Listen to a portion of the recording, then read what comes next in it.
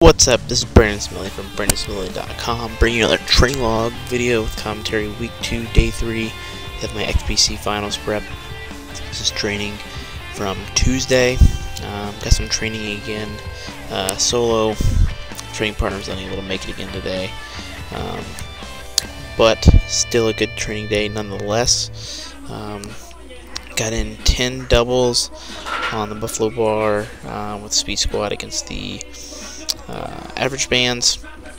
Probably in the first rep in the hole, I'm blasting through.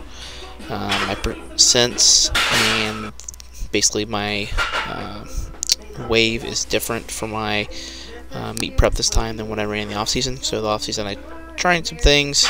It's nothing bad. I mean, my numbers got better over the course of that 6 weeks, but this is my tried and true cycle for speed work, at least in this comes with the squat and deadlift.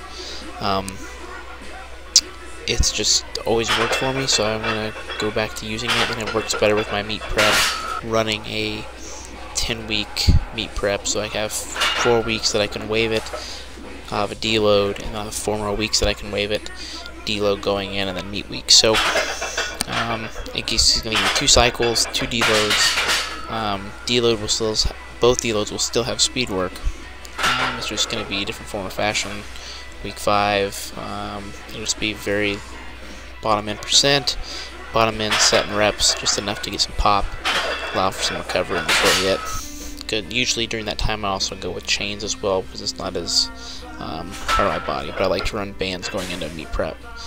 But other than that, squats felt good. Really like this angle with the speed work that I've got now. That definitely lets me see the depth better, as I said earlier in the week.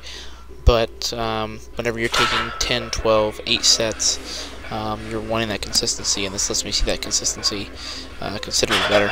And if I'm hitting the depth in sweatpants, I'm definitely hitting it with sweatpants off, so that's really good to see. Also had my belt problems resolved. My weight was down, lowest it's been in quite some time. Still not where I want it, but it's getting there, so I'm looking to make the weight cut easy like I did last time, but that solved a lot of my belt issues, so just me being fatty and being super bloaty.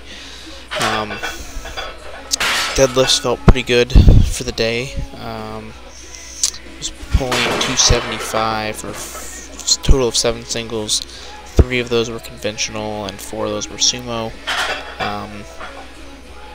Again, this is my tried and true speed work, but I've started to list my speed work there, how I have my band set up.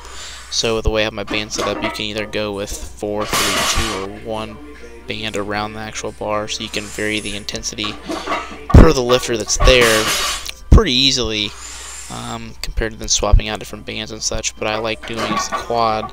It's a smaller platform.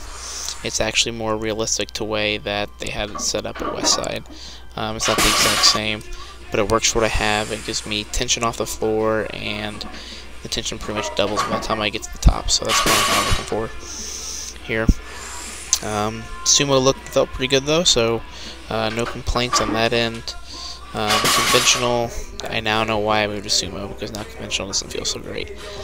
But also hit some exercise I call blitz glute ham raises, just regular glute hams, but you're trying to take that band and break it across your back, keeping your lats tight, scaps down, basically replicating your squat technique. So this is definitely something different, and I call it blitz glute ham raises because it blitzes you from your neck down to your ankles. I mean, it's your entire backside, absolutely everything.